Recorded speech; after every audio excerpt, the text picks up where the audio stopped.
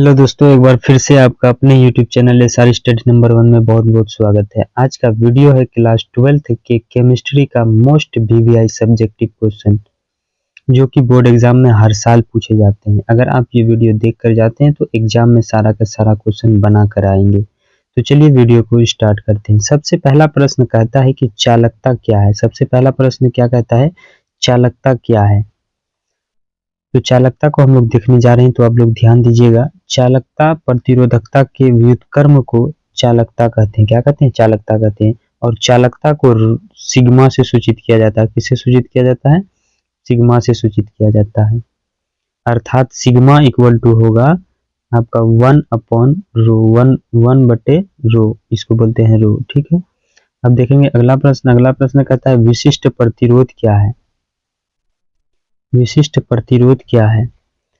1 metre लंबा तथा 1 metre square अनुप्रस्थ परिच्छेद वाले तार को विशिष्ट प्रतिरोध कहते हैं।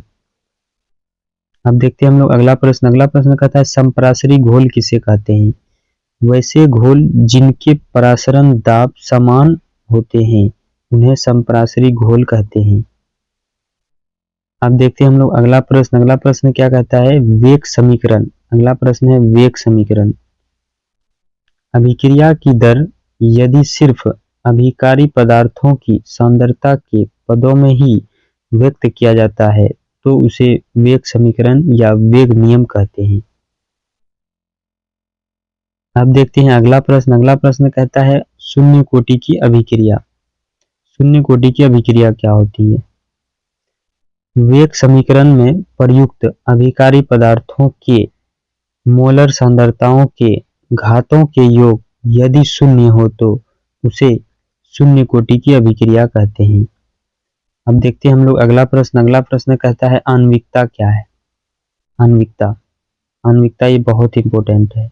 किसी प्राथमिक रासायनिक अभिक्रिया में भाग लेने वाली स्पीशीज, परमाणु, अणु अथवा आयन जो एक स्थान संघट्य करके अभिक्रिया करता है उस संख्या को अभिक्रिया की आणविकता कहते हैं।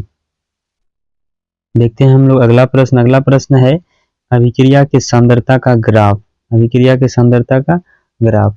अभिक्रिया के सांद्रता का ग्राफ का जो फॉर्मूला, अभिक्रिया की दर बराबर फॉर्मूला होता है अभिकारक की सांद्रता में परिवर्तन बट्टे में समय में परिवर्तन। या तो हम इसको इस तरह से बोल सकते हैं delta A upon delta T. Delta A upon delta T is equal to delta B upon delta T. इसका ग्राफ है कुछ इस प्रकार से।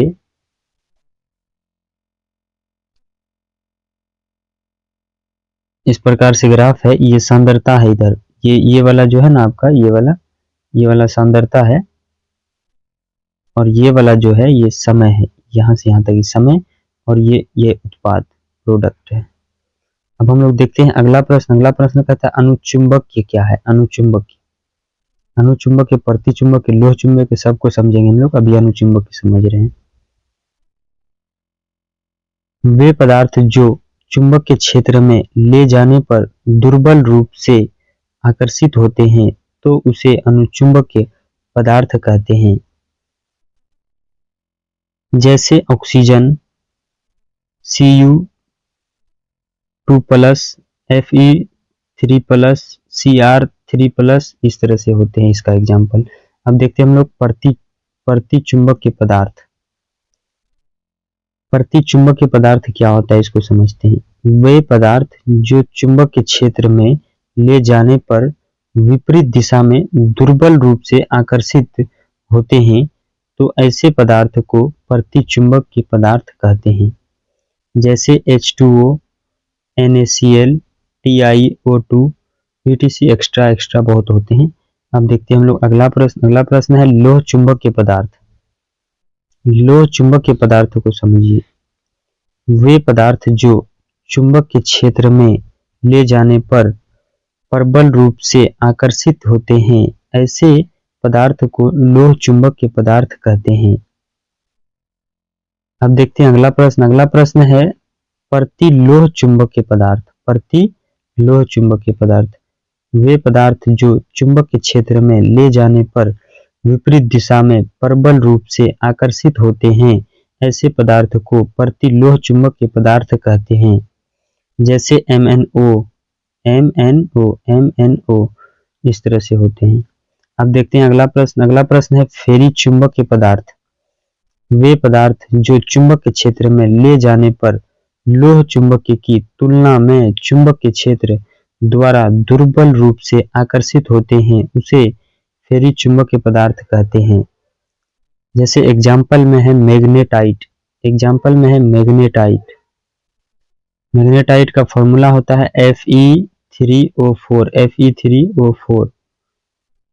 MgFeO4।